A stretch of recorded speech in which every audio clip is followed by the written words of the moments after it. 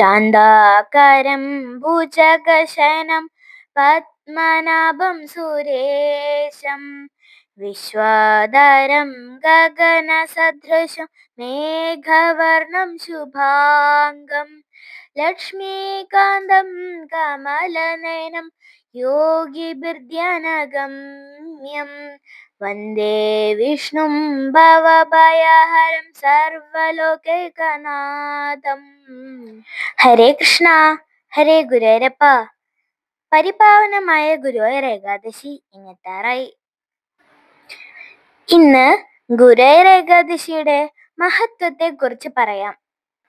ഗുരുവായൂർ ക്ഷേത്രത്തിലെ പ്രധാനപ്പെട്ട വിശേഷങ്ങളിൽ ഒന്നാണ് വൃശ്ചിക മാസത്തിലെ വെളുത്ത പക്ഷത്തിലെ ഏകാദശി, അതായത് ഗുരുവായൂർ ഏകാദശി.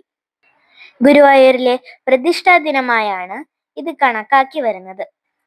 ഐതിഹ്യപ്രകാരം വൈകുണ്ഠനാഥനാൽ തന്നെ നിർമ്മിക്കപ്പെട്ടതും ബ്രഹ്മാവ്, സുതപസ്, കശ്യപൻ, വസുദേവര്, പിന്നെ ശ്രീകൃഷ്ണ ഭഗവാൻ തന്നെ പൂജിച്ചതുമായ പാതാളാഞ്ജനശിലയിൽ നിർമ്മിച്ച വിഷ്ണു വിഗ്രഹം ദേവഗുരുവായ ബൃഹസ്പതിയും വായുദേവനും ചേർന്ന് പ്രതിഷ്ഠ നടത്തിയത് വൃശ്ചിക മാസത്തിലെ വെളുത്ത ഏകാദശി നാളിലാണെന്നാണ് വിശ്വാസം.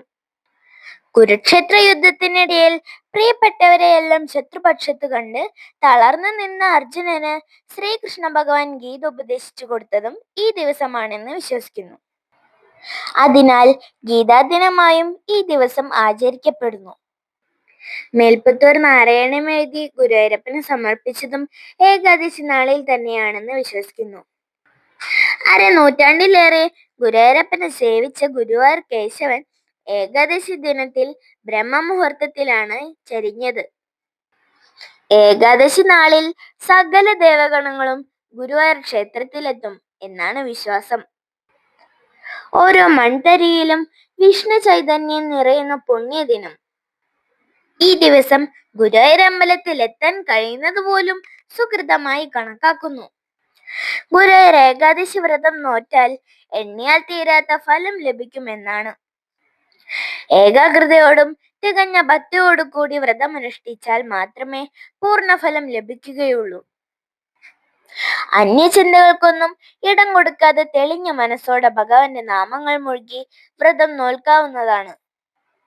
വിഷ്ണു സഹസ്രനാമം, നാരായണീയം, ഭാഗവതം, ഭഗവത്ഗീത എന്നിവ പാരായണം ചെയ്യുന്നത് വളരെ ഉത്തമമായി കണക്കാക്കുന്നു. ഏവർക്കും ഏകാദശി അനുഷ്ഠിക്കാൻ ഭഗവാന്റെ അനുഗ്രഹം ലഭിക്കാൻ ആശംസിച്ചുകൊണ്ട് നിർത്തുന്നു. ഹരേ കൃഷ്ണ.